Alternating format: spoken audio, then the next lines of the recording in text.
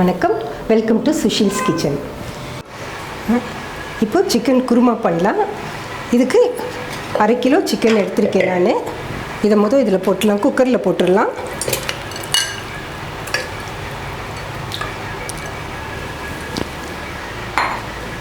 இதோட 2 ஸ்பூன் இஞ்சி பூண்டு பேஸ்ட்டு, 1/2 ஸ்பூன்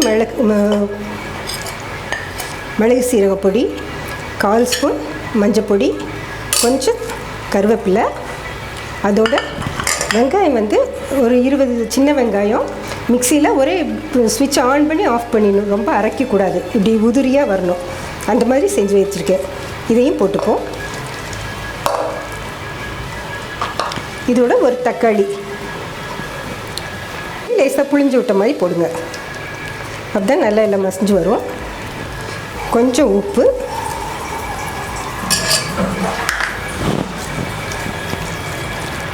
இது முழுகிற அளவுக்கு தண்ணி, ஒரு 1.5 டம்ளர் ஊற்றிருக்கேன் நான். இப்போது 2 டம்ளர் வரைக்கும் ஊற்றுங்க.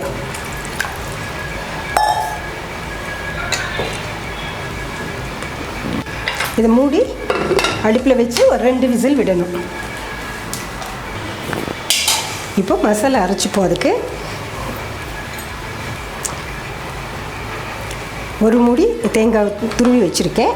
அதோட ஒரு 3/4 ஸ்பூன் கொத்தமல்லி பொடி, 1/2 டேபிள் ஸ்பூன் பொட்டுக்கடலை, ஒரு 3 காஷ்யூ, 1/2 ஸ்பூன் சோம்பு, 1/2 ஸ்பூன் கசகசா, கல்பாசி ஒரு சின்ன பிட்டு, ஒரு சின்ன பிட்டு பட்டை, இதெல்லாம் சேர்த்து வச்சு அரைப்போம். 3 பச்சை மிளகாயை கொஞ்சம் எண்ணெய் விட்டு அடுப்பில் நல்லா வதக்கியிருக்கேன். இப்படி வதக்கி செய்கிறனால இந்த குருமா நல்லா ஃப்ளேவரோடு டேஸ்ட்டாக இருக்கும். இது எல்லாத்தையும் சேர்த்து நைஸாக அரைக்கணும். 2 விசில் ஆயிடுச்சு. இப்போ திறந்து பார்ப்போம்.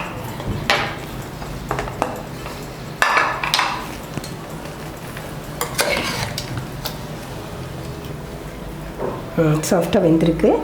இப்போ இந்த மசாலாவை சேர்த்து ஒரு 5 to 10 நிமிஷம் கொதிக்க விட வேண்டியதான். இந்த தேங்காய் எல்லாம் சேர்த்து அரைச்ச மசாலா இருக்குது. தேங்காய் மீடியம் சைஸ் தேங்காய் ஒரு மூடி எடுத்துக்கோங்க.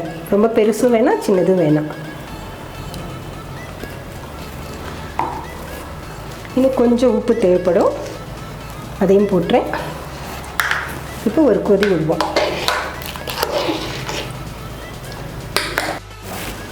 வேணுன்னா ஒரு உருளைக்கிழங்கு நறுக்கி இப்போ போட்டாக்க வெந்துடும். இதுலேயே பொடிசாக நறுக்கி போடுங்க.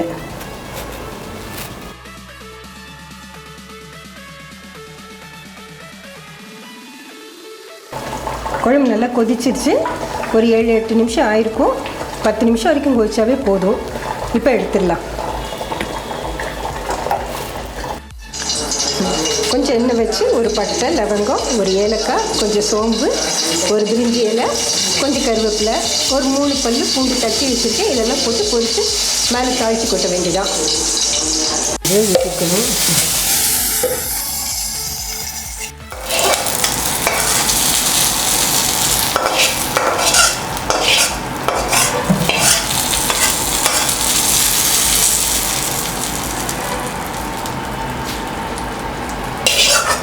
Chicken kurma ready.